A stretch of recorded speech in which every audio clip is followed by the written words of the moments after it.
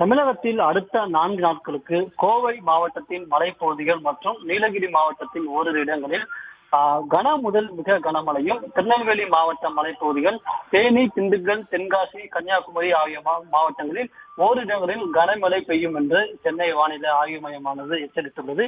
இந்நிலையில் இது தொடர்பாக பேரிடர் மேலாண்மை துறையானது அந்த அனைத்து மாவட்ட ஆட்சியர்களுக்கும் ஒரு அறிவுறுத்தல் ஒன்றை வழங்கியுள்ளது. பேரிடர் மேலாண்மை ஆணையரும் வருவாய் நிர்வாக ஆணையருமாக உள்ள சாய்குமார் இந்த அறிவுறுத்தல்களை அந்த 7 மாவட்ட ஆட்சியர்களுக்கு வழங்கியுள்ளார். அதன்படி பேரிடரின் போது பின்பற்றப்படும் அந்த நிலையான வழிகாட்டு நெறிமுறைகளை பின்பற்றி அனைத்து மாவட்ட ஆட்சியர்களும் பருவமழை முன்னெச்சரிக்கை நடவடிக்கைகளை மேற்கொள்ள வேண்டும் என்று அவர் அறிவுறுத்தியுள்ளார். மேலும் முக்கியமாக கூற வேண்டும் என்றால், மழையை எதிர்கொள்ள மாவட்ட நிர்வாகம் முழு வீச்சில் தயார் நிலையில் இருக்க வேண்டும் என்றும் அவர் அறிவுறுத்தல் வழங்கியுள்ளார்.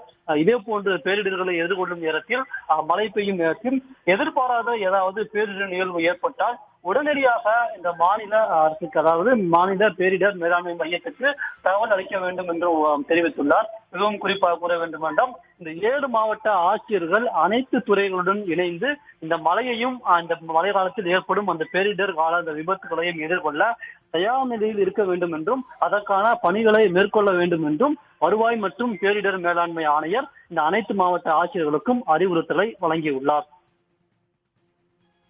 4 நாட்களுக்கு கனமழை எச்சரிக்கை விடுக்கப்பட்டிருப்பதால் 7 மாவட்ட ஆட்சியர்களுக்கு அறிவுறுத்தல் வழங்கப்பட்டிருக்கிறது. கூடுதல் விவரங்களை பகிர்ந்து கொண்டமைக்கு நன்றி கண்ணன்.